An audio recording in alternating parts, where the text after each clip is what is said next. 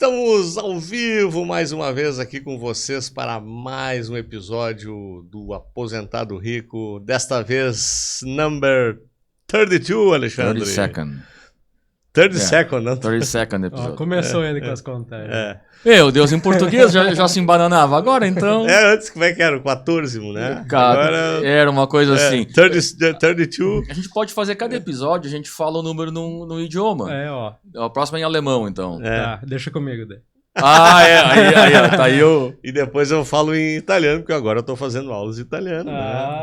Mas essa mesa aqui é uma mesa de poliglotas, ou trogloditas. Eu tô para ganhar a cidadania italiana como marido, né? Que é a descendência da minha esposa. Só que daí o marido tem que fazer uma prova de proficiência em italiano para ganhar a cidadania. Esse é o problema. Aí eu quero ver. Ela não precisa, eu preciso fazer. E aí tô eu aí fazendo aulinha de italiano agora para fazer a prova. Mas é legal, é muito bacana, né? É uma língua legal de aprender. É só fazer assim com os braços, não é? A gente fala mais com as mãos que com a língua. Eu, quando vou para a Itália, aliás, eu arranho o italiano, o básico dos básicos, né? Mas eu consigo me comunicar com eles tranquilamente. Só fazer gesto. Não, fala em metade em espanhol, metade em inglês, algumas palavras em italiano e vamos indo, né? E a gente se comunica. Isso aí a gente Eles faz. Fazem força pra te entender, acho também um pouco. O italiano, sim. O francês, não. Eles têm pena.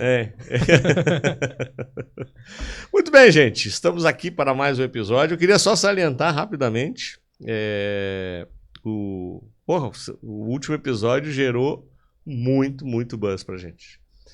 Eu recebi mensagens inbox gravadas de vários ouvintes elogiando e até um depoimento de impacto assim, em relação à forma de pensar. Então, eu fico muito feliz em relação a gente poder estar tocando as pessoas de alguma forma, ajudando elas na sua maneira de pensar. Que, aliás, o episódio de hoje é puro sobre isso. Nós vamos falar sobre crenças hoje. Então, a gente muitas vezes pode forjar crenças positivas ou pode estar limitado por crenças negativas. E vamos falar nesse ambiente com essa mesa aqui, né? Que foi o mais votado aí pela turma. Então voltamos com Que bom, porque foi o que eu mais gostei também. Eu tava incomodado com isso. Se escolherem aquele lá, eu vou ter que brigar. Mas deu tudo certo. É sinal que se nós gostamos, o público gostou, é porque era o melhor ambiente, né? Então, seguimos aqui com a nossa sala de estar aqui. Mas a gente pode trocar também, eventualmente, esporadicamente. Né? É só para dar trabalho pro Vitor, né? Não é porque a gente quer. Né?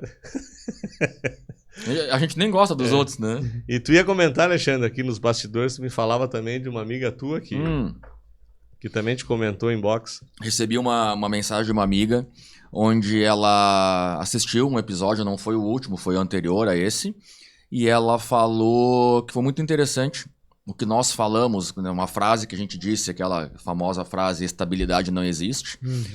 E ela está num momento, Júlio, onde ela está questionando o trabalho dela. Até onde eu sei, ela é concursada pública e não está satisfeita, e com aquele episódio ela tomou a decisão, então, que ela já estava pensando sobre aquilo. Ali foi, ok, eu vou fazer uma mudança na minha carreira. Então foi legal, né? A gente, sem saber, nós estamos impactando positivamente algumas pessoas e ajudando elas a tomarem decisões, né? Eu fiquei bem contente. Esse é o nosso efeito Mastercard, né? Não tem preço, né? Foi bem joia. E é legal quando as pessoas nos dão esse feedback, né? Porque a gente não tem como saber se elas não nos falarem, né?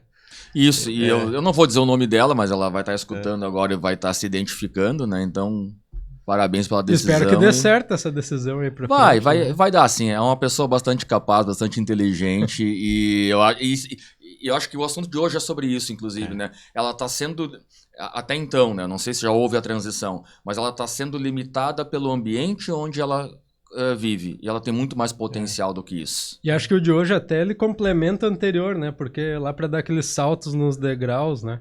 Sim. Qual é a crença que tá me segurando nesse degrau que não tá deixando ir pro próximo? Isso aí. Né? Até não é por acaso que a gente pensou nesse tema, porque ele está intimamente ligado a essa evolução, né?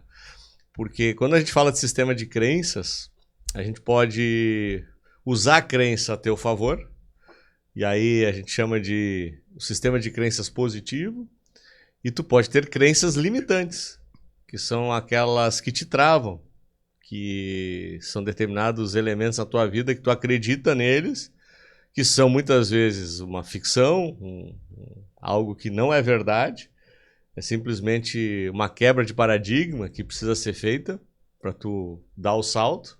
É aquela história, tu tá enxergando uma parede aqui e não existe nada do outro lado. Uhum. Até alguém derrubar essa parede, tu vê, meu Deus, tem um mundo lá do outro lado inacreditável, né? Então, acho que o sistema de crenças, ele te ajuda e te atrapalha, né? Então, a ideia hoje é debater um pouquinho sobre cada um deles, né? E até para nos orientar, sob ponto de vista de linha de pensamento, eu peguei dentro de um livro do Tony Robbins. Ali ele, né? Tá até aqui, eu até trouxe junto, que é O Poder Sem Limites. E esse livro é muito bom, vale a pena ler. Eu acho que esse aqui é o livro eixo de toda a carreira do Tony Robbins. Depois ele escreveu muitos outros best-sellers, mas esse aqui eu acho que é o livro que norteia boa parte, inclusive, do trabalho dele, que ele faz nos seminários e tudo mais. Mas ele tem uma parte dentro do livro que ele fala do sistema de crenças e aí ele tem 5 elementos que ele coloca que muitas vezes forjam essas crenças a favor ou contra, né? E o primeiro deles, que o Júlio até já citou, que é a ambiência, né? Onde tu tá vivendo, as pessoas que tu estás convivendo, as crenças que essas pessoas têm muitas vezes te colocam. Então, por exemplo, tu vive numa família de classe média, onde teu pai e tua mãe são empreendedores, são pessoas que sabem lidar com dinheiro, são pessoas preocupadas em educar os filhos para que saibam lidar com dinheiro, são pessoas que são éticas, ensinam valores em relação a como se comportar perante a vida. Qual é a tendência desse filho nesse ambiente? Andar pelo mesmo caminho, né? Ou, vamos dizer assim, seguir uma linha, né, favorável nesse sentido. Agora vamos para o outro extremo. Tu mora num gueto, teus pais drogados, vivem quase o tempo todo desacordado, ninguém cuida de ti, em volta de ti tem bandidos em volta, tu só vê droga, miséria, né? Tu olha para aquele ambiente, tu vai dizer, que o mundo é aquilo, né? O mundo é aquilo ali, só me resta fazer isso também, né? E aqui eu queria já falar um pouquinho de uma palestra que me impactou profundamente do Fernando Lira, do Eduardo Lira, do Gerando Falcões, né? Gerando Falcões. Foi lá no Summit, lá em Gramado. Nunca tinha ouvido nenhuma palestra dele. E ele falou uma frase muito marcante, que é: contexto não determina a realidade. Porque ele contou a história dele, que ele vivia num ambiente muito parecido com esse que eu descrevi. Só que a mãe dele era uma pessoa de um valor inestimável, do ponto de vista ético, do ponto de vista de esforço e de querer que seu filho saísse daquilo, né? Ela era faxineira e ela trabalhou incansavelmente para conseguir mudar o contexto, ou a realidade, não o contexto, mudar a realidade dele. E ele conseguiu. E hoje ele tem uma ONG, que é essa Construindo Falcões, e hoje ele está em 6.000 favelas, com projetos para tirar essas crianças desse ambiente. E com sucesso, né? Ele já tem hoje, inclusive, convênios com governadores do estado, inclusive aqui no Rio Grande do Sul, com o Leite, ele tem já um projeto muito grande, já nas favelas aqui do Rio Grande do Sul. Então, esse é um cara, para mim, que prova que é possível, mesmo num ambiente completamente hostil. Agora, interessante a tua colocação, e eu não conheço a história dele, até vou atrás dela, mas me parece que até a mãe dele já estava destoando do ambiente, do contexto. Sim. Então, ele teve um exemplo um pouquinho diferente. Sim. Normalmente que tu vê, até trazer um exemplo um pouquinho mais simples, né? Se eu convivo com pessoas que gastam tudo que ganham, meus amigos e coisa, o que vai acontecer? Eu vou convivendo com eles, eu vou ir nos mesmos lugares, enfim, e vou acabar fazendo a mesma coisa. Ah, todo mundo vai na pizzaria, todo mundo vai não sei aonde. Tô falando de gente mais jovem, né? É óbvio que eu não vou conseguir guardar dinheiro. Agora, se ao invés disso as pessoas se reúnem em casa, fazem lá a sua pipoca ou não sei o que, coisa, com o intuito de guardar, opa, eu já tô dentro desse contexto, né? Só para dar um exemplo um pouquinho mais simples. E indo para outro extremo também, que eu acho que isso é até um pouco negativo, são aquelas famílias que proporcionam absolutamente tudo para os filhos. Nossa, isso aí é tipo, o desejo, ele aparece, ele se materializa instantaneamente. Ou seja, não existe nenhuma frustração, não existe nenhuma dificuldade em conseguir tudo que se imagina. Num determinado momento, a vida cobra conta. A vida vai ensinar. Então, eu acho que daí é o outro extremo, né? Daí a pessoa passa a acreditar que tudo é possível, né? E as coisas acontecem no estalar de dedos. Mas, de novo, né? O ambiente em que ela está vivendo mostra que não há limites. Sim. Mostra que tudo acontece... é só pensar que acontece. Nós estamos falando de bens materiais, provavelmente. Né? Ou não só materiais, mas até de comportamento. Tudo é permitido. A hora que eu entro num ambiente... que é a vida fora de casa, né? Esse ambiente me mostra que existem limites, existem coisas que eu tenho que respeitar, existem relações e tal, aí a coisa muda de figura. Mas é outro ambiente de novo, né? Mas tu concorda que se constrói um sistema de crenças da falta de limite, né? Isso, tu acha que tudo... Não que muitas vezes tu até não ter limites é bom no sentido favorável, assim, de tu fazer mais coisas, né?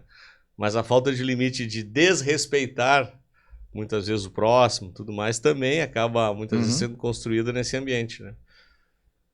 Interessante. Então, o Tony Robbins comenta muito que a questão do ambiente acaba forjando essas crenças e em determinados momentos ela é muito positiva, em outros a gente tem que mudar o ambiente ou mostrar que existe uma nova realidade, né, para aquele sujeito assim, olha, só enxerga essa parede aqui na minha frente, não existe nada do outro lado, até que vem alguém e derruba a parede. E aí tu diz, eu atravessei pela porta e eu fui do outro lado. E daí eu tento te dizer o que tem sem tu ter enxergado. Mas enquanto tu não vê, muitas vezes, tu não difícil. Acredita. Então tu precisa olhar para o outro lado da parede e dizer, meu Deus, existe esse outro mundo aqui que eu achei que não existia. E aí é uma coisa interessante, né? Porque tu falou, alguém derrubar a parede. Às vezes a gente consegue derrubar a parede, tu não sabe o que tem lá, mas tu sabe que tem uma parede. Aí, às vezes tu derruba ela, às vezes alguém derruba pra gente e nem sempre de forma confortável. Às vezes tu perde um emprego, termina um casamento, perde uma pessoa próxima, ou seja, existem tragédias talvez. Eu diria, Alexandre, que o impacto sempre vem de fora, nesse tipo de caso. Dificilmente tu sozinho tu consegue mudar o sistema de crença. Alguém tem que cutucar, né? Tu tem que ser impactado em determinado momento na tua vida por alguma coisa que te cutucou. Disse assim, meu Deus, peraí, esse cara tá falando um negócio aqui que eu achei que não existia. Peraí, deixa eu dar uma olhada nisso. Mas aí tem outra... eu concordo contigo, quer dizer, eu acho, né, que a maioria dos casos acontecem assim. Mas existem coisas onde cai a ficha muitas vezes. Ela vai cair a ficha... Porque alguém te cutucou. Por ter friccionado aí é que tá. De outra forma. Existem coisas assim, de novo, eu vou usar um exemplo pessoal meu, mas eu olhei, eu não lembro exatamente qual foi, eu acho que eu olhei um vídeo de um senhor de 60 e tantos anos, chamando de senhor, né? Jovem de 60 e poucos. Jovem de 60 e poucos. Se exercitando ou coisa, e eu não sei, eu olhei para aquilo e disse, caraca, eu posso chegar nessa idade assim. Mas tu foi friccionado. Não da maneira que eu tô hoje. Não, mas tu foi friccionado por uma visão externa, é isso que eu quero te dizer. Tu viu uma pessoa de 60 anos fazendo, aí tu, peraí. Eu vi que era possível. Isso, é nesse aspecto que eu falo muitas vezes do impacto externo. Né? Porque tu sozinho, muitas vezes, tu não vai conseguir chegar lá. A criança é tua, tu vai seguir com ela. E eu me lembro do filme aquele do... Como é que é o nome? do cara aquele que vende, que é o Chris Gardner, acho que é. Sim, ele vende os o raios-x. Segredo da Felicidade, acho que é uma coisa assim, né? É que ele dorme no, Isso, na aquele rua filme com o aquele filho. filme é sensacional, sensacional. Eu me lembro daquela cena, claro que é filme, a gente não sabe como foi na realidade, né? Mas que o cara estaciona uma Ferrari na frente de um prédio e ele chega e ele morando na rua, né? Mas é verdade isso? Mas eu não sei se a cena aconteceu exatamente assim, tá? Mas ele chegou lá e disse pro cara, eu só queria te fazer uma pergunta. Como é que tu tem essa Ferrari? O que tu faz? Eu trabalho aqui nessa, acho que era corretora de valores e tal, não sei o quê. Tá bom, obrigado. Pronto, isso ali foi cair a ficha para ele, né? Então, foi uma coisa que não aconteceu como é que eu vou te dizer? A vida dele, o contexto dele fez ele enxergar aquela parede que estava na frente e ele mesmo derrubou ela. Ele foi perguntar pro cara, como é que tu fez isso aí? Eu fiz assim, assim, assado. Muito obrigado, era o que eu precisava. Então ele viu que era possível fazer aquilo. Ele se colocou, como eu me coloquei também, olhando assim, cara, se aquele cara de 60 e tantos anos consegue fazer aquilo, eu também consigo. Não no estado que eu tô hoje, né? Não na bola que eu tô hoje. Tu passa a acreditar num outro contexto, é isso. Ele identificou que tinha uma parede, né? Isso. Porque às vezes as pessoas nem vê que tem a parede que pode ter coisa. Isso, e eu acho que o ponto aqui pra gente conectar direto com o aposentado rico é quando a gente fala, nós já falamos vários episódios atrás de 15 milhões de reais é um número, sei lá, um número... É um número chave ou básico, assim, pra... É um número, né? É um número que vai funcionar em qualquer lugar do mundo. E eu tive um cliente que disse essa semana também tá em busca, viu, Mumberg? Olha aí, ó. Ele lembrou, 3 milhões de dólares, ele disse, né, Júlia? Isso aí, mano. Tu vê como... Pegou, né? O impacto... Daí muitas... e até falando sobre isso, né? Se tu for falar com algumas pessoas, tem que juntar 3 milhões de dólares. Ela olha no atual contexto e diz assim, de que jeito eu vou conseguir isso? Tem uma crença de que não vai conseguir. Era isso que eu queria comentar. A crença provavelmente original vai dizer assim, cara, isso não... Tu tá louco? Tá louco, isso não é pra mim, né? E na verdade é possível, né? E isso é interessante, né? Quando muitas pessoas... Cada um de nós teve contato com pessoas assim, disseram, nossa, vocês estão loucos, né? Como 15 milhões? Eu não tenho 50 em busca mil. Do né? Que eu tô vendo lá pra frente. Daí o cara pega assim, ele ganha 10 mil, que para Brasil é um salário bem interessante. Aí ele põe 15 milhões, não, mas se eu viver umas 6 vidas, né? Dá pra... Mas quando começa a quebrar, a gente vê que, cara, tem gente que 15 milhões o cara compra num carro. Como assim? Ele tem 24 horas que nem eu. Então, são crenças. Até nós estávamos comentando antes, né, André? Se pegar o Abílio Diniz, que nos deixou agora nos últimos dias, né? Cara, ele sempre teve 24 horas que nem cada um de nós. Tem gente com muito mais conhecimento do que ele tinha. Mas o que fez ele chegar onde ele chegou? Era a família, não sei, não, eram as crenças. Mas muitas vezes aí, já trazendo até pro exemplo do cara que ganha 10 mil, eu ia reportar pro nosso episódio do Pai Rico, que a gente fala dos quadrantes, né? E a chave está nos quadrantes. Quando tu passa a trafegar entre eles. Então, muitas vezes o teu muro é o que é? Eu ganho um salário de 10 mil e fazendo as contas agora é impossível chegar lá. Por quê? Porque tu tá com aquele muro na tua frente. Mas quando tu olha para os quadrantes e entende como é que funciona para circular entre eles, e tu já começa um processo, porque sempre é o primeiro passo que precisa para dar, né? Depois do primeiro passo, vem o segundo e assim por diante, quando tu vê, tu chega lá. Né? Porque se tu pegar um cara de 10 mil durante uma vida inteira de trabalho, ele vai ganhar os 15 milhões. Né? Só que, obviamente, ele vai gastar a boa parte dele. Sim. Mas ele consegue acumular o valor. Mas aqui tem uma coisa, e Júlio, acho que foi tu que trouxe num episódio o caso do Ike Batista, né? Que ele tinha lá, eu nunca sei a história, 50 milhões. Ele vendeu uma dívida... Tá vendendo a dívida, né? Ele deve 2 bi. Ele vendeu a dívida de 2 bi por alguns milhões. Agora eu não me recordo mais o número, mas deu certo e já tá começando empreendimentos novos. Deu certo. Tu vê. Então, olha que interessante, né? Esse é um fênix, né? Ele levanta das cinzas e Vamos de novo. E o bom é porque ele é bem polêmico, né? É. Eu não vejo ninguém que fala por dele assim, ok. Não. Ou o cara odeia ou ama. São, né, Lula e Bolsonaro, assim, uma coisa doida. Depende se ele teve ação do AGX, acho que ele odeia. Né? Mas eu até esqueci um pouco o que eu ia falar, mas assim, tu pega esse cara, então ele deve 2 bi. É saber dever, né? Uhum. O que ele fez? Ele disse, cara, como é que eu faço? Eu vou dever mais ainda para eu resolver isso aqui. Quando tu pega o cara de 10 mil e ele olha, puxa, 15 milhões. Vamos lá, o cara de 10 mil que ele tem 40 anos de idade.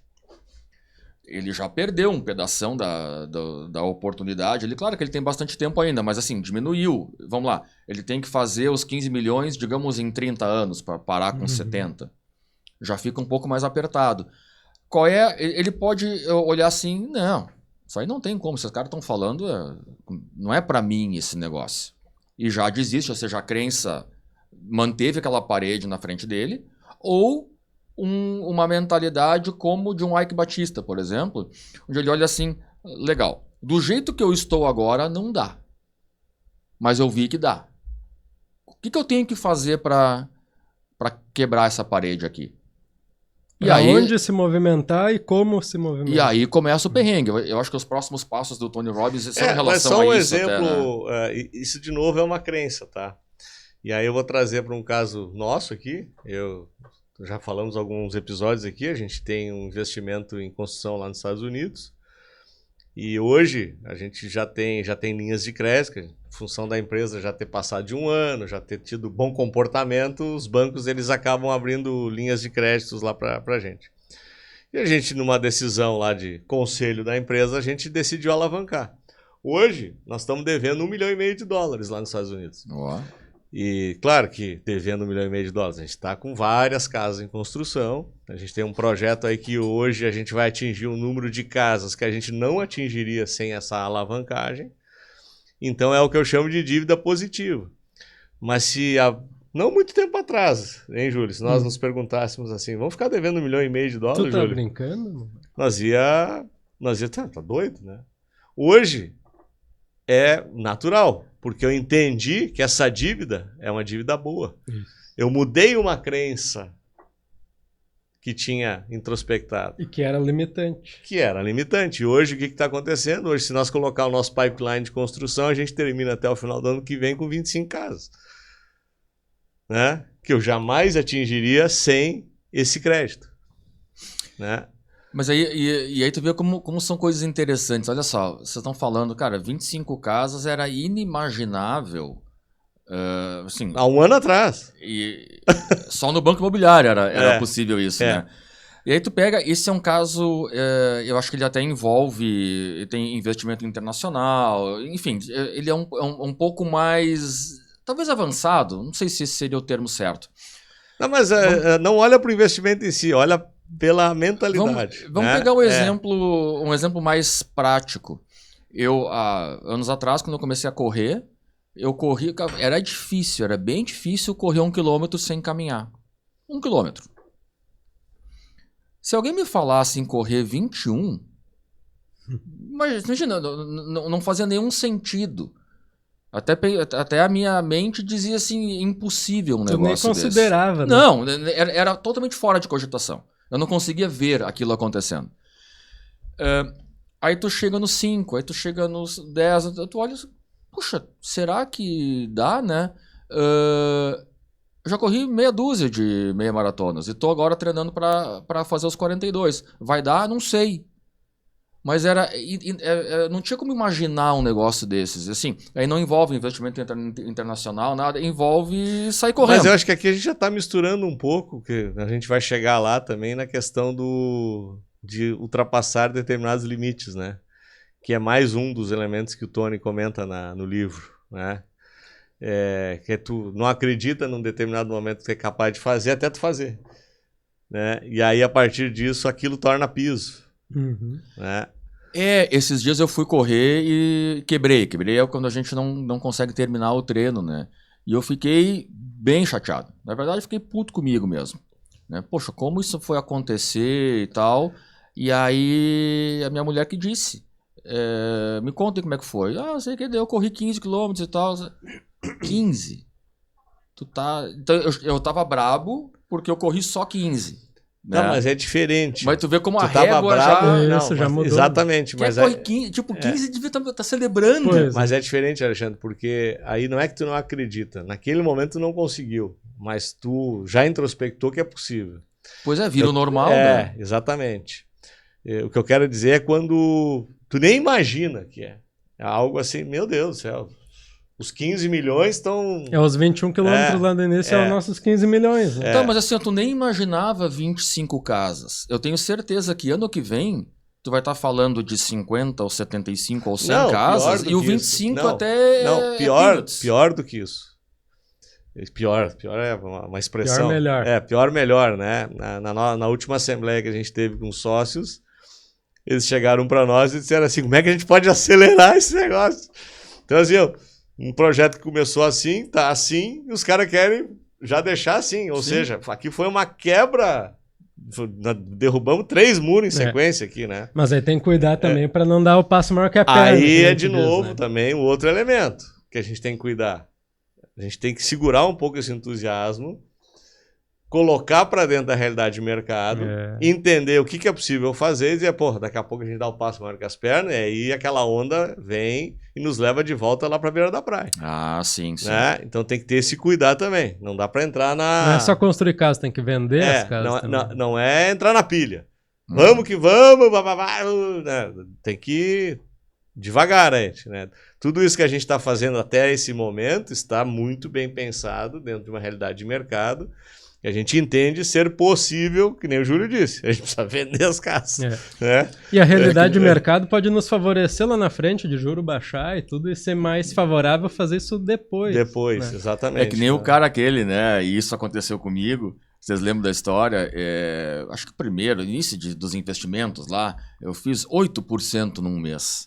Nossa senhora, minha planilha lá do Excel, eu ia ficar... O que é depois de trilionário ainda? Eu ia ficar isso aí, né? Porque o que acontece? Tu começa 25 casas, meus 8%. Todo mês vai dar isso. Aí, em questão de poucos meses, todo o dinheiro do mundo ia estar comigo, né? É isso aí. E daqui a um pouco 25 casas por ano. Por ano não, mas assim... Não é 25 casas até o final do ano que vem, não. Mas daí tu coloca 25, depois aí tu faz exponencial, né? Daí não, seria 12 casas por ano. Aí vai daqui a um pouco, tá com todas as casas dos Estados Unidos. Sim. Sabe? Vamos ter que ir pra Marte. Mas deixa eu mudar agora o sistema de crença de novo aqui. Um segundo elemento que o Tony comenta no livro é a questão de eventos marcantes. Algo que aconteceu na tua vida completamente fora, né, do radar, fora do contexto, que dá uma guinada na tua vida. Exemplo, um acidente, quase morte. Né? Algo que até tu te sente imortal muitas vezes e acontece um evento na tua vida, sofre um acidente, fica 6 meses desacordado num quarto de hospital, ou acordado, todo quebrado, não consegue sair de cima da cama. Aí provavelmente tu vai repensar um monte de coisa na tua vida. Né? Isso aí tu pode falar com qualquer pessoa que passou por isso, né? Por esse perrengue. Nós temos pessoas próximas, até Alexandre, que passaram por isso, que eu vi mudar de vida. Né? Assim, deram uma guinada 360 graus num monte de coisa. Né? Então tem algo que, esse troço aqui impactou de tal forma a vida que... Ela enxerga de uma outra forma. Muda tudo. Muda tudo. A parede dessas pessoas não foi derrubada, ela foi destruída. Né? Ela foi de forma bem... traumática, talvez. Acho que bem ilustrado aí. Ela não foi quebrada, ela foi... Virou pó. Virou pó. E até é interessante esse caso que tu comenta, nós não vamos dizer quem é, obviamente, mas envolve esposa, filhos, risco de vida... Uma situação bem complexa, né? Onde cada pessoa da família num hospital diferente, num lugar desconhecido. Uma situação bem punk, né? Sabe que a gente comercializa seguros lá pela Prudential, lá no nosso escritório. E a gente passa pelo treinamento da Prudential. O treinamento da Prudential é muito feroz, né? Eles são muito... E aí eles têm dentro do treinamento, quando tu tá sentado na frente de um cliente e o cliente está reticente em relação a... não sei se eu fecho agora e tal. Papai, daí geralmente o Life Planner faz uma pergunta. Deixa eu te fazer uma pergunta. Tu morreu, tá? Tô te matando com carinho aqui, tá? Tu morreu. Aí tu chega lá e São Pedro chega pra ti e diz assim: eu vou te dar mais 24 horas de vida. Volta lá pra fazer algumas coisas que tu deixou de fazer, não teve tempo. E você tem 24 horas pra realizar isso. Me diz qual é a primeira coisa que tu vai fazer quando chegar lá na Terra. Daí o cara ficou olhando pra ele assim, diz: passa essa apólice pra mim assinar aqui. Seguro. Que situação, né? Tipo assim, foi esnucado, né? Não tem. Então, muitas vezes, o cara muda a crença e diz assim: lembra o cara que tu é imortal. Sim. Que pode acontecer qualquer coisa saindo da porta ali da onde tu tá e... É uma crença, como nunca aconteceu nada com ele, exatamente. Ele acha que vai seguir não acontecendo, né? E aí, não é preciso acontecer algo marcante na tua vida, ruim, para que tu passe a acreditar numa outra realidade. Então, a questão da gestão de risco, a gente também já abordou bastante aqui em outros episódios. As pessoas muitas vezes não acreditam ou não dão bola para a gestão de risco. E ela é algo que precisa estar acoplado. Para ter uma ideia hoje, né, Júlio? Tu é CFA. Lá nas tuas aulas, tu lembra que teus professores falaram, quando tu está fazendo um planejamento financeiro para qualquer cliente, o que eles mandam fazer lá na última linha? Gestão de risco. Sim. Né? Colocar um percentual para tu gerir o risco e até, às vezes, alavancar patrimônio nesses casos. Exatamente. Então, quando tu pega um Life Planner na tua frente, ele vai... eu tenho 1 milhão aqui para tu me ajudar a investir. O Life Planner, na última linha, vai colocar gestão de risco. O que é gestão de risco? Como é que está em relação à proteção da tua saúde? Como é que está em relação à proteção do teu patrimônio físico? Casa, carro, essas coisas em relação a seguro. E no final, como é que está em relação à proteção da tua vida e de quem tu vai deixar. E aí, possivelmente, até alavancar também, que é possível fazer. Né? Isso está hoje em qualquer by the book de planejamento financeiro. Mas se tu mostra isso a primeira vez para o cliente, ele não está pensando nisso. Né? Não. Aqui a gente precisa... Destrói a parede. Tem que destruir a parede para mostrar. Né? E é uma coisa interessante, né? Porque a gente coloca... Eu gosto muito da gestão de risco dos aviões, né? Não é do avião em si, mas de tudo que faz um avião levantar voo. Toda vez que o avião vai levantar voo, os caras fazem todo o checklist. Mas eu fiz agora 2 horas atrás, antes de sair de São Paulo. Não vai importa. fazer de novo.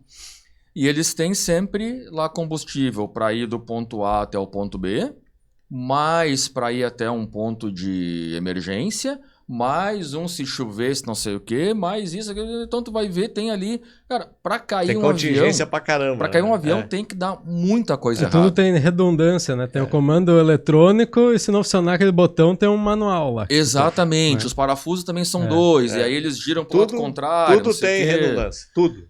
O que acontece? Porque dando um problema ali, primeiro que morrem centenas de pessoas, segundo, o prejuízo financeiro é gigante, né? E se for olhar todo o custo do gerenciamento de risco de um avião, de uma viagem de avião, é absurdo. De repente a passagem ia custar, não sei, a metade do preço, talvez, se não tivesse essas redundâncias todas. Mas ia cair também um monte de avião. E o que a gente vê no dia a dia dos investimentos são aviões caindo, né? Sim. A pessoa simplesmente entra. E aí que entra a questão do impacto fora do radar, geralmente um impacto negativo, que faz tu mudar a tua crença.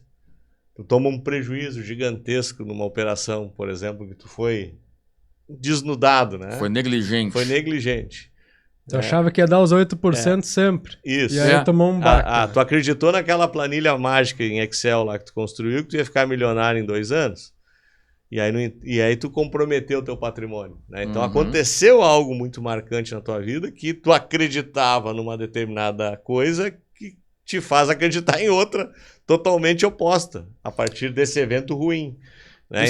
Então, eventos marcantes são formas de tu quebrar crenças ou mudar crenças, né? E geralmente vai para o lado positivo, né? Tu tem que tomar a paulada para mudar a crença para o lado positivo. E aí, tu vê só que interessante, né? Tu tá falando de a pessoa que investiu tudo e aí perdeu e tal. Aconteceu, casualmente foi ontem isso, uma pessoa próxima veio me mostrar no celular um print. Uma pessoa humilde, né? Mas mostrou um print, olha, essa pessoa aqui, eu conheço, é de confiança e tal, ela ganhou 10 mil e poucos reais no Bitcoin. Opa. Esse Bitcoin existe? Ela me perguntou. Eu disse, existe. É uma forma bem interessante de investimento e tal, mas deixa eu entender o que tu tá falando. Não, assim, assado e tal, daí eu ouvi minerar Bitcoin. Eu digo, legal. Ela viu 10 mil reais e para ela é bastante dinheiro, realmente, não que não seja para os outros. Mas ficou assim, eu disse, sabe o que é esse negócio? Vai falando, eu já vou dar, já vai ser o mote pro terceiro elemento aqui. Tá bem. Sabe o que é esse negócio? Não sei. Daí eu sempre uso a padaria, né? No meu caso da padaria. Eu disse, se eu te pedir para investir numa padaria, tu sabe o que tu tá fazendo? Ah, eu sei, porque daí tem que pôr a água, a farinha, o ovo, não sei o quê, o padeiro tem que estar lá às 3 da manhã e tem que vender o pão. Legal. O que é esse tal do minerar Bitcoin? Não faço a mínima ideia. Eu disse, então tá, então olha só, acho que não é uma boa. E tal, instruí a pessoa, acredito que deu certo, não sei. Mas ela estava decidida a entrar nesse negócio. Ou seja, gerenciamento de risco 000. Conhecimento sobre o tema Conhecimento 0. menos ainda. E não é uma pessoa que tem condições de investir. Todo o dinheiro que entra é para consumo, ou seja... É um pouco do pensamento mágico, né? Que a gente fala bastante aqui também, que as pessoas muitas vezes são iludidas pelo mais fácil. Aí entra pensamento mágico, entra ganância e entra preguiça. Né? É um monte de elementos juntos para forçar a cometer esse erro. E assim, essa receita é o que a gente falou na outra vez de ir no restaurante com a comida estragada. É isso aí. É 99% de chance de dar errado. Se der certo, é porque deu errado. Né? Porque... Tem um artigo no jornal de hoje, aqui do jornal local, que o cara brinca, né? A bolsa de valores ou a morte. Que o autor que estava escrevendo o artigo fala que ele tem encontrado muitos jovens, 20 a 25 anos, que resolvem que querem operar na bolsa. Que é o caminho profissional deles, operar na bolsa, porque trabalha pouco, trabalha de qualquer lugar e dá para ganhar dinheiro fácil. É tentador, né? E todos os elementos, por exemplo, do artigo que ele fala, é só canto de sereia, E é uma espécie de negligência em relação à diligência. Aquele negócio que a gente fala 600 mil vezes já aqui, que com diligência, disciplina, tu chega longe. Eles não querem passar por isso. Eles querem um atalho dos atalhos para que em 5 anos eu tenha resolvido a minha vida, com 25 anos eu viva de renda passiva. Caminho do desastre, né? Então, ou a bolsa ou a morte. Eu não preciso te dizer que, sim, né, que é a morte, 99%. né? Então, e aqui eu já faço a alavanca para o nosso terceiro elemento, que o Tony comenta no livro, que é o estudo. Né? É tu te dedicar a um determinado tema para quebrar muitas vezes essas crenças malucas na tua cabeça, né? Por exemplo, mercado financeiro. O mercado financeiro é muito sedutor. Tem muitas oportunidades, tem muitas atividades profissionais dentro do mercado financeiro. O próprio Raoni Rossetti, que é um futuro convidado nosso aqui, ele dá aula lá através da Melver, né? Hoje ele lançou um curso de broker, né? Que é uma atividade que tu faz dentro de uma corretora. Geralmente tu opera para institucionais, para grandes fundos, para fundos de pensão, ou seja, passa muito dinheiro na tua mão. É uma profissão extremamente difícil, extremamente desgastante Delicado, né? Não pode errar. Delicada, sensível, mas quando tu aprende a fazer, tu ganha muito dinheiro. Muito dinheiro. Né? E assim por diante. Eu estou dando só um exemplo. Tem N outras atividades dentro do mercado financeiro que permitem que tu realmente ganhe dinheiro. Só que é fácil? Não. De forma alguma. Demanda muito estudo. Demanda muito tempo de tela. Demanda 2 burnouts, que nem o Raoni passou. Né? Acho que foram 4, inclusive. Já tô atrasado. É um montão de burnout. Então imagina o seguinte, o cara com 36, 37, acho que ele tem hoje, passar por 4 burnouts. Né? Tudo bem, tu vai me dar, o cara hoje tá, é um jovem aposentado rico, né? Que aliás, ele para se aposentar tá longe ainda, né? Porque ele tá sempre inventando alguma coisa nova para fazer. Sempre. Mas geralmente assim, os que podem não se aposentam, né? Mas aí tu pega o preço que se pagou para chegar nisso, né? Tem um preço, né? Mas assim, um elemento que fica muito claro para quem busca isso é muito estudo. Muito estudo. Tem que aprender sobre muitos temas. Tem que vivenciar muita coisa nesse processo todo. Não é mágico, assim, eu vou chegar agora, eu vou fazer um cursinho de day trade, vou para frente da tela e vou viver disso.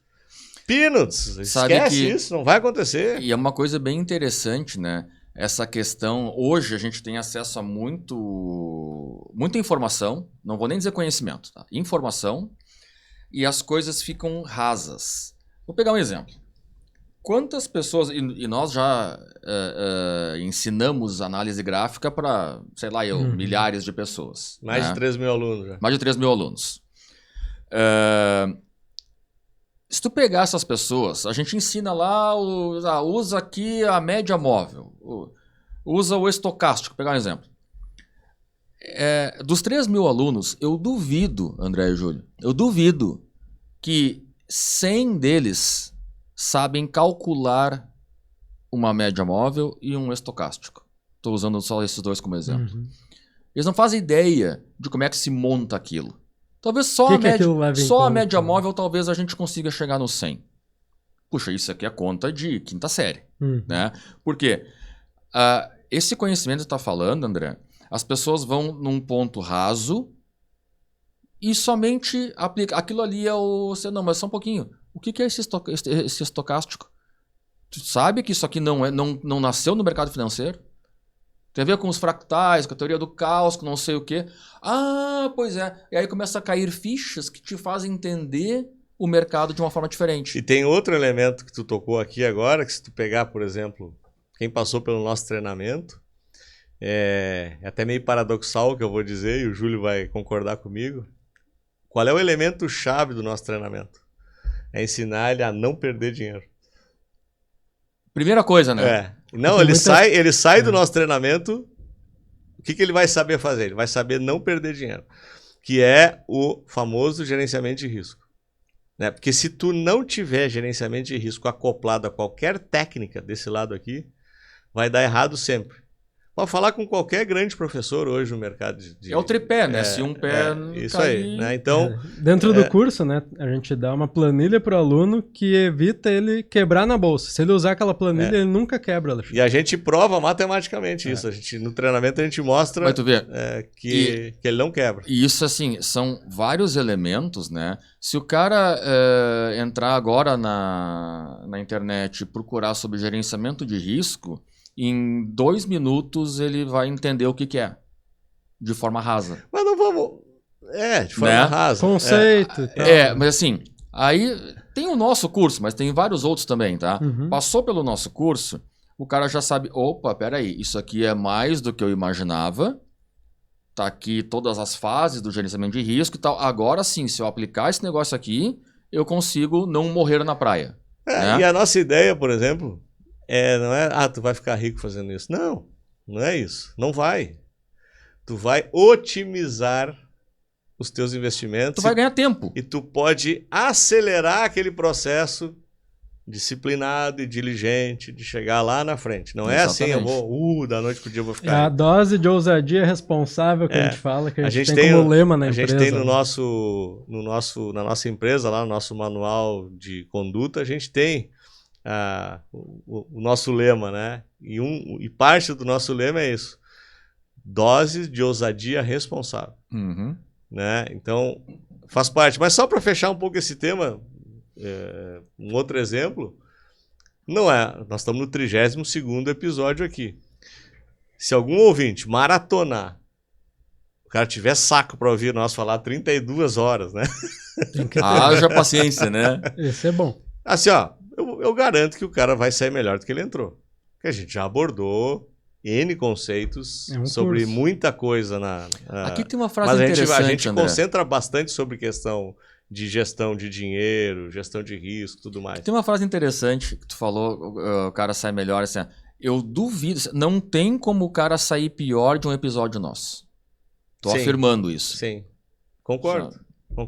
Mas tu entende que se ele se dedicar e assistir às 32 horas, ele já vai ter uma outra noção sobre como investir, como lidar com isso. Uhum. Tu concorda que a gente quebra muitas crenças? Ou muda crenças? Aqui tem uma reflexão interessante. Primeiro, se essa pessoa assistir às 32 horas, é uma coisa. Agora, ela assistir a primeira, fazer as suas anotações, definir um plano de ação e colocar em prática, uma coisa sequer, uma coisa por episódio, já é outro departamento. Só que dá muito trabalho. Tu já está sofisticando, né? Já estou sofisticando. Mas o que eu queria chegar é assim, ó. O estudo vai mudar a tua crença. Mas aí entra no segundo item que eu queria colocar disso, que à medida que a pessoa começa a estudar uma coisa nova, eu quero dizer o quão difícil que é, tá? Porque no momento em que eu começo a estudar uma coisa, eu automaticamente emburreci naquilo. Olha que louco isso. Italiano, tá aprendendo italiano. Enquanto tu não falava nada de italiano, era uma coisa. Tu começou a aprender um pouquinho, tu viu, caraca, isso aqui eu não sei. Ou seja, tu emburreceu com relação àquele, né? Não, e aí, por exemplo, só aproveitando o gancho do italiano, né? Gramaticalmente falando, o italiano é muito difícil. Mas tu não sabia disso antes. A gramática na italiana é mais complicada do que no português. O português já é um saco, né? O italiano é mais complicado ainda. Claro que a minha ideia não é escrever obras em italiano. Eu quero aprender a me comunicar em italiano. E tem que passar na tal da prova. Mas né? eu tenho que passar na tal da prova e tenho que aprender gramática. Não tem jeito. Não quer dizer que tu vai ser um escritor, mas assim... Desculpa. É só tu não dizer o nós sabe? Assim, só para ter um... Mas o interessante é que à medida que... É o terceiro item, né? O conhecimento, é isso? É o terceiro. Isso. À medida que a gente entra nesse caminho do conhecimento, ele é desconfortável no início. Sim. A pessoa aprende... Num dos episódios ela vai ver que o número mágico é 15 milhões de reais. Cara, isso dá um desespero na pessoa. Uhum. Poxa, eu consegui fazer 20 mil por mês agora... com 50 anos de idade, e agora os caras vêm me dizer que eu tenho que ter 15 milhões. Cara, eu tenho 100 mil no banco. Puxa vida, vamos lá então. Entende como é desconfortável conhecer essas coisas novas. Mas depois que ela conhece a mágica dos juros compostos, ela ela vê que não é tão difícil assim. Aí, como é que eu vou dizer? A gente faz venda casada dos episódios, né? Porque daí o cara tem que assistir o próximo, que a gente vai ensinar como é que ele faz aquilo. Aí ele vai aprender mais uma coisa que ele não sabe. Aproveitando, já vou... Mais um gancho que tu me deu aqui. Pro quarto elemento, que é tu atingir um determinado patamar que tu não acreditava que era possível. A partir do momento que tu atinge o patamar, tu muda a tua crença. Vou dar um exemplo muito prático que aconteceu com um sócio nosso, que é o Jeff. Nós estávamos indo numa reunião a Porto Alegre semana passada e nós estávamos batendo um papo sobre meta, esse tipo de coisa. Ele disse, André, quando eu entrei na empresa, vocês colocaram lá aquela minha primeira meta, que ele tinha que captar 1 milhão por mês. 1 milhão de reais. Ele olhou para aquele número e disse assim, meu Deus, tô ferrado. Da onde eu vou captar 1 milhão? Aquilo era, na crença dele, algo impossível. Ele disse, até eu captar o meu primeiro $1 milhão. Ele deu um clique na cabeça dele. Hoje, para vocês terem uma ideia, ele capta em torno de 5 milhões. Que até pouco tempo atrás, ele dizia assim, meu Deus, captar 1 milhão. Ele rompeu a barreira de 1, já está em 5. Hoje ele é o nosso líder dos assessores lá no escritório. E cada assessor novo que entra no time recebe a meta de 1 milhão. E ele dá o exemplo dele mesmo. Diz assim, hoje esse número pode parecer muito difícil, muito longe. Mas pode ter certeza que ele é absolutamente possível. Como então tu quebra uma crença a partir da mudança de patamar que tu mesmo atinge depois de um determinado momento. Como ele atingiu, ele mostra o caminho para percorrer para chegar do outro lado do muro. Exatamente. Né? E é interessante que tudo isso é uma construção, né? Provavelmente a gente começa a quebrar isso com o conhecimento que a gente adquiriu do passo anterior. Então é uma coisa doida, né? Como esses itens estão todos eles conectados. Eu acho interessante que a hora que tu vê, de novo, voltando para o ambiente que é o primeiro, né? Quem convive com o Jeff já está convivendo com um cara de 5 milhões para cima. Tu não convive com um cara de 100 mil. Então tu já tá numa vibe diferente, né? Eu gosto daquele exemplo que saiu num livro, vários livros já, do primeiro cara que correu 1 milha abaixo de 4 minutos, né? Clássico isso aí. Tinha médicos dizendo que a pressão arterial não ia dar, que a pessoa ia explodir, que ia morrer, que não sei o quê. Depois que esse cara fez, parece que no mesmo ano, mais 19 ou 18 pessoas fizeram, né? E hoje é um montão de gente. Hoje é um número que é default, assim, né? Então é exatamente isso. Depois que tu fez, mudou, quebra a tua crença. É impossível até alguém ir lá e fazer, né? Até o primeiro maratonista foi um cara que correu de Atenas para não sei aonde lá, né? Como é que foi isso? Daí 42 quilômetros que ele tinha que dizer o resultado de algum evento que aconteceu numa Olimpíada. Eu não sei essa história. Ele correu os 42 ponto tantos quilômetros, que é a distância de uma cidade para outra, e deu o recado e morreu daí, né? Daí caiu morto. Mas assim, quantas pessoas hoje correm esse negócio aí? Não morre, obviamente, né? Mas virou normal, né? Mas podia dar exemplos a milhões aqui. E aí, para fechar com o quinto elemento, que eu acho que é o mais legal de todos, que é quando tu constrói a tua realidade. Esse é foda. Esse é foda. Esse é bom. É quando tu... É os 15 milhões que tu não tem ainda, mas tu já sabe que tem. Tu já vive como se tivesse. Não é viver, não, no caso... A mentalidade. É na mentalidade. Né? Tem uns que vivem como se tivesse os dinheiro. Aí é pior. E o Damasio tem uma frase, né? O Vitor Damasio, que eu acho genial, né? Ele dizia assim...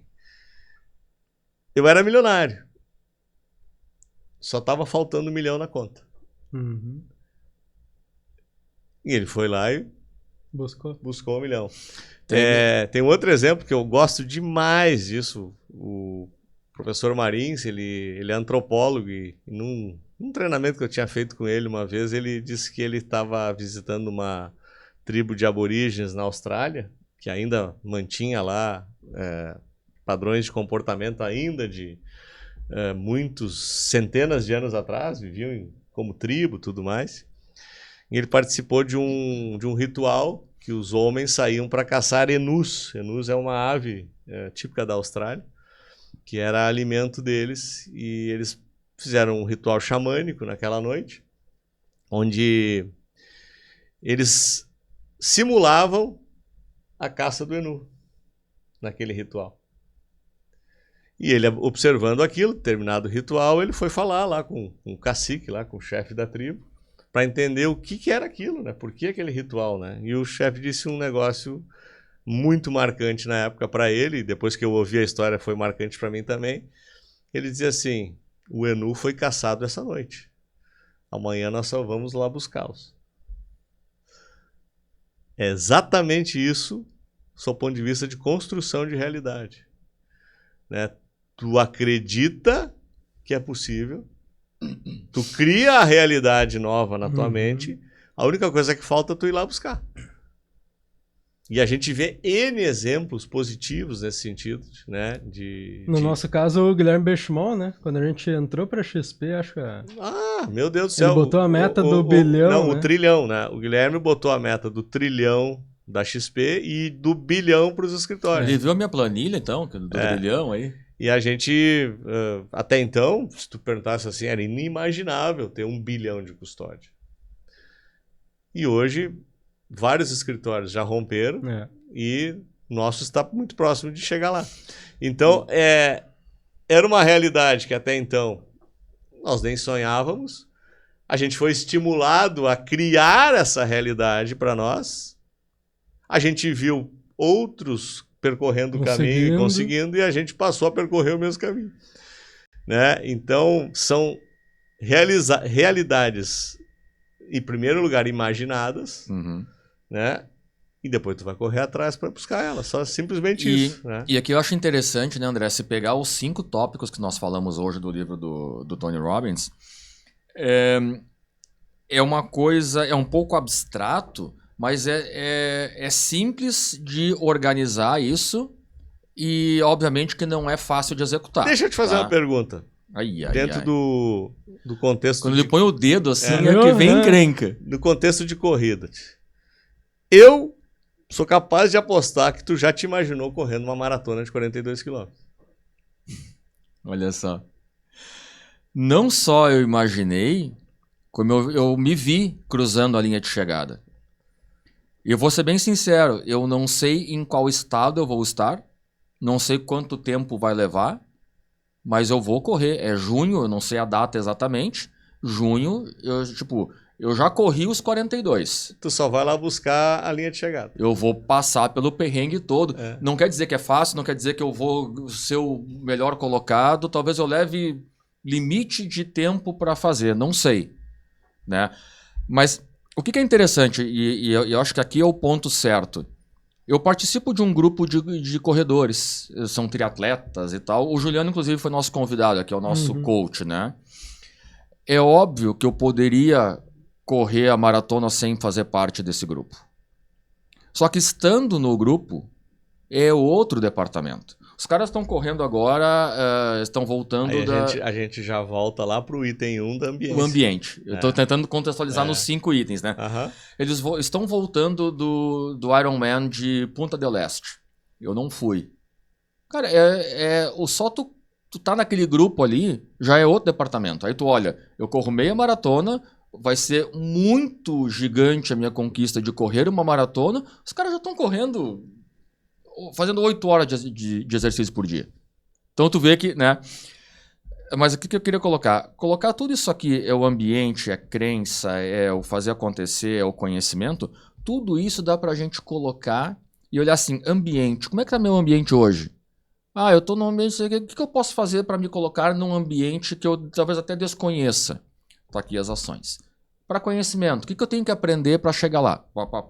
Sai daqui... Qual é a meta que eu tenho que romper para acreditar que é possível? Sabe? É uma coisa palpável. E eu sou analítico, então eu preciso ter esse plano estruturado. Mas o episódio de hoje, eu acho que ele coloca... Primeiro, um dos itens é assistir os outros 30 e tantos que nós já fizemos. E aqui a receita de bolo tá pronta. Obviamente que cada um dos episódios vai mostrar como se executa. E só o item 2, que é... passar por algo marcante na vida, não precisa passar por algo ruim para ter uma mudança, né, na vida. Mas repente... a vida traz, né? Todos nós já tivemos coisas ruins e vamos assim, ter né, ainda. Vai atrás de um ambiente favorável, estude, estabeleça meta ousada, quebre ela para acreditar que é possível, né? Já imagine um futuro possível, mas o 2, que é o tu tomar um choque elétrico, né? Muitas vezes a gente pode não precisar passar por ele, é nesse sentido que eu quis dizer, né?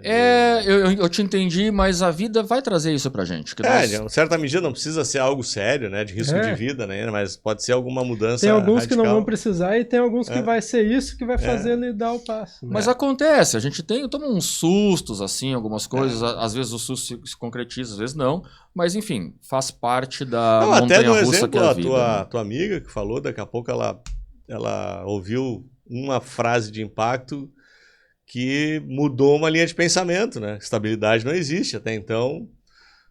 Ela sacou que, puta, realmente, eu achava que estava estável e não estou. E tu vê que é né? interessante, né? Estabilidade não existe. Quem escutou isso e fez sentido foi uma funcionária pública. Onde, sei lá, eu acho que a maioria das pessoas que procura isso procura estabilidade. E ela viu lá dentro que não existe. Sim, Então, sim. doido isso, né? É bem interessante. Então, realmente, quando tu passa pelo resumo, realmente dá para reconstruir ou dá para acreditar numa realidade possível lá na frente. Né? Então, a crença te impulsiona, né? Ela joga tu para frente. Teve uma coisa que me veio à mente agora. Vocês viram quanto que a gente está entregando de graça aqui? Quanto que as pessoas olham assim, puxa, como é que eu vou fazer? Gente, tá pronto, tá disponível, é só assistir em todos os canais que a gente tá, né? Tá aqui a receita. Claro, cada um tem que executar a sua, mas eu tô só pensando alto agora. Vocês tiveram acesso a isso quando começaram a vida financeira? Ou... Na verdade, estudamos muito, né? Não é que Vocês até tivemos acesso, mas foi acessando através de esforço Não e tinha estudo. tanto material, acho, quando a gente não. começou, né? E tão fácil que nem na internet Não, hoje tem. quando eu comecei, não tinha YouTube. É. O YouTube não existia. Né? Então, era através de livros, basicamente, através eu fiz através de um curso de especialização na URGS, que já era disponível, tudo mais. Presencial, tem que ir lá. Presencial, tem que ir lá, agora tu consegue fazer online. Né? Então, mas o mais interessante é que hoje nós temos acesso a, por exemplo, esse nosso podcast aqui, na verdade, eram as reuniões que nós fazíamos internamente, né? Então isso está sendo aberto. Não era as reuniões, era o pós-reunião, né? Era o pós-reunião, né? Aquelas conversas de mudar o mundo, né? E eu fico feliz porque tem o caso dessa minha amiga que está mudando por coisas que nós falamos aqui. Agora a gente conseguiu estruturar um plano que dá para a pessoa seguir, né? Eu sei que poucos vão seguir, mas está ali o plano, a gente fez nossa parte. E eu fico bem feliz que a gente está conseguindo externalizar esse conhecimento. Eu só queria, para dar um fechamento na questão das crenças, né, que não vai dar tempo de nós falar sobre isso, mas chamar a atenção das crenças limitantes, que é o elemento contrário ao que a gente falou. Né? São aquelas coisas que tu acredita que são mitos, muitas vezes são paradigmas, e que eles precisam ser literalmente quebrados para que tu mude a realidade. Exemplo prático no mercado de investimentos, eu só acredito na poupança. Né? A poupança é o único lugar que meu dinheiro vai estar seguro. Isso é um mito, isso é um paradigma a ser quebrado, é uma crença limitante para quem quer desenvolver o seu processo de acumulação de dinheiro em investimentos. A gente faz isso todo dia, né, Júlio? Isso. Né? Quase todos os dias a gente quebra esse mito. É uma crença que atrasa a tua vida, né? Mas eu imagino que existem outras dezenas de crenças, não só ligadas a dinheiro, ligadas à saúde, ligadas a relacionamento, ligadas a crenças religiosas, que limitam o horizonte da pessoa. Crenças de saúde, né? Aquela coisa assim, eu sou doente. Então, nossa, eu não posso fazer, eu tenho essa limitação. Limitação física. Olha o exemplo, dezenas de exemplos de pessoas que não têm braço, não têm perna, que fazem muito mais que nós. Realizam, a gente já viu palestra, né? Tem um monte de exemplos no mundo. Stephen Hawking, o físico, olha a situação dele, né? Ele só conseguia se comunicava através de um cano aqui que o cara lia o pensamento dele. Só que o cara era genial, o cara desvendou o universo. Então, a gente coloca essas limitações, muitas vezes, na nossa vida e, eu não vou fazer porque é difícil, não dá, isso não é para mim. Isso não é para mim, lá em casa a gente tem uma briga com a minha filha, né, quando ela diz assim, eu não consigo. Não consigo é uma palavra que não existe no nosso vocabulário. Não isso consigo. Aí da briga feia, né? Não, ela fala não consigo, já entra como é que diz? De voadora, né? Não. Então tu vai tentar. Então, são crenças que as pessoas muitas vezes se impingem que realmente vão limitar a vida delas. Né? Então, E ela acaba se autoconcretizando, né? Porque eu não consigo, então eu não vou fazer, então eu não vou conseguir mesmo. Tá certo. Não, ela tá certa. Eu tava certo mesmo. Ela tava certa, consigo, realmente. Pô. Eu vou viver ferrado porque eu acredito que eu sou um ferrado. Não sou inteligente, então não vou estudar isso aí, eu não vou ser inteligente. É isso aí. Né? Confirmou a tua Viu como eu tava certo? Na verdade, tu vai estar certo de um jeito ou de outro. Mas, André, eu acho que isso claro, talvez até seja um episódio só com relação a isso, né? Mas é bem interessante, essa não é pra mim ou eu não consigo, é o que a gente escuta muitas vezes dos 15 milhões, né? O 15 ficou um número hipotético aqui, mas... poxa, dá sim. Não no estado atual. O que eu tenho que mudar? O que eu tenho? O ambiente, o conhecimento, a crença, os 5 itens aqui. O que eu tenho que... Eu tô no 0, por exemplo, eu tenho que chegar no 15 milhões. Eu quero chegar no 15 milhões. O que eu tenho que mudar em cada um dos itens? E aí a gente chega lá. É claro que hoje não dá. Do jeito que eu tô hoje, eu não consigo. Mas, cara, se eu quero chegar lá, eu vou aprender coisas... Vou frequentar ambientes que eu não frequento. Tudo novo. De quem chega lá. Aí chega lá. E aí mirou nos 15. E aí, deu errado, cheguei só em 10. Será que deu errado? Né? É o correr 15 quilômetros e ficar bravo. Exatamente. Não faz nenhum sentido. Então, assim, só de setar a intenção, tu já deu certo. Nossa. Só de setar ela, tu já deu certo.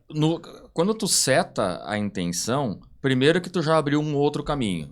Tem um caminho que é o que tu tá agora. Setou a intenção, tu já abriu um novo caminho. Não começou a trilhar ele ainda. Mas já é 50% então, né? Agora nós temos 2. Eu ouvi do meu terapeuta isso ontem, tá? Então eu tô... tá fresco, né? Eu não cheguei nisso sozinho. Tá? Então eu tenho 2 caminhos. 50% eu posso escolher. Fico aqui ou vou trilhar aquele. É pedregulho. Sim. Mas no final tem o pote de ouro, né? É o arco-íris, né? Enfim. Bom, nem preciso dizer que a gente explodiu o tempo hoje, né? Não foi nem... Passou, a gente... Mas tá tão bom, cara. Pois é, mas infelizmente... Por mim, nós começamos há pouco aqui. Na hora que eu aqueci, né? Tudo que é bom termina, né? Então, chegamos ao final de mais um episódio. Pessoal, eu gostaria de lembrá-los de mandarem sugestões de temas. Eu estou adorando receber os feedbacks inbox de vocês também, né? Até em áudio, né? O pessoal manda pro Momberger aí, ele nos manda. O pessoal tá me mandando em áudio, né? Porra, vocês não têm noção como é bom receber esse feedback. Né? Esse é o nosso pagamento, né? Tu falou que a gente tá fazendo de graça, entregando conteúdo. Cara, quando a gente recebe um feedback desses, isso... É mais do que pago, né? Nos dá energia pra... É mais do que pago, assim, porque a gente está dentro do contexto de estar impactando pessoas, de estar ajudando as pessoas a melhorarem. Cara, isso aí é demais, né? Então, esse eu acho que é a melhor recompensa possível. Então, continuem nos escrevendo, continuem mandando comentários. Até críticas, né, também, eventualmente. Por favor, se né? a gente acha que a gente está falando alguma bobagem aqui, podem criticar à vontade. Sugestões de temas. Vocês falam bobagem pra caramba, né? É importante que as pessoas falem isso. E eu não falo, então tá tudo certo. Então a crítica é só pra mim e pro Júlio. Claro, assim, então... os elogios... com aquele porrete, eu acho... Não, o porrete eu não trouxe mais, que, enfim, né? Tem que usar aí nós vamos perder elementos da. Então é sempre uma satisfação poder estar aqui com vocês e mais uma vez querendo agradecer a presença de todos e por sua audiência, por estar nos seguindo e nos vemos no nosso próximo Aposentado Rico. Até lá. Até mais.